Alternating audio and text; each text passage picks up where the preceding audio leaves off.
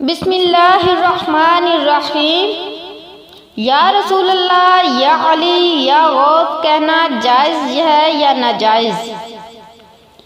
میری دوست کہتی ہیں کہ یا رسول اللہ، یا غوث اعظم، یا علی کہنے والا مشرک ہے، اس وجہ سے میری اس سے نا اتفاقی ہو گئی۔ آئیے دیکھتے ہیں کہ یا رسول اللہ، یا غوث، یا علی کہنا جائز ہے یا ناجائز۔ اللہ عز و جل قرآن کریم میں ارشاد فرماتا ہے، ترجمہ: رسول کے پکارنے کو آپس میں ایسا نہ ٹھہرا لو جیسا تم میں ایک دوسرے کو پکارتا ہے۔ سورۃ نور آیت نمبر 63۔ اس آیت کریمہ میں اللہ عز و جل نے سرکار دو عالم صلی اللہ علیہ وآلہ وسلم کو پکارنے سے منع نہیں کیا، بلکہ اوروں کی طرح پکارنے سے منع کیا۔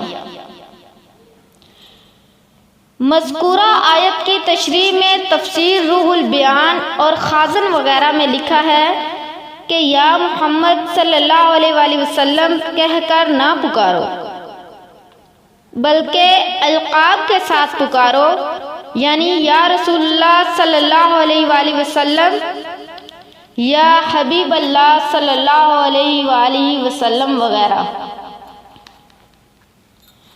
ترمذی شریف، ابن ماجہ اور طبرانی وغیرہ عثمان ابن حنیف سے راوی ہیں کہ ایک شخص حضور اکرم صلی اللہ علیہ وآلہ وسلم کی خدمت میں حاضر ہوا اور عرض کیا کہ میرے لیے اللہ سے دعا کیجیے کہ اللہ مجھے عافیت دے۔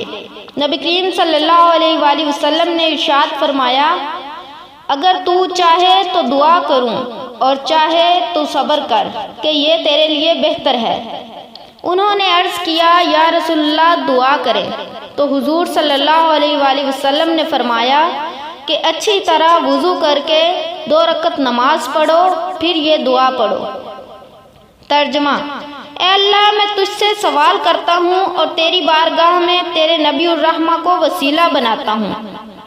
یا محمد صلی اللہ علیہ وآلہ وسلم، بے شک میں آپ کو اپنے رب کی طرف متوجہ کرتا ہوں اپنی ایک ضرورت کے بارے میں کہ میری یہ ضرورت پوری ہو جائے۔ اے اللہ، تو میری طرف متوجہ ہو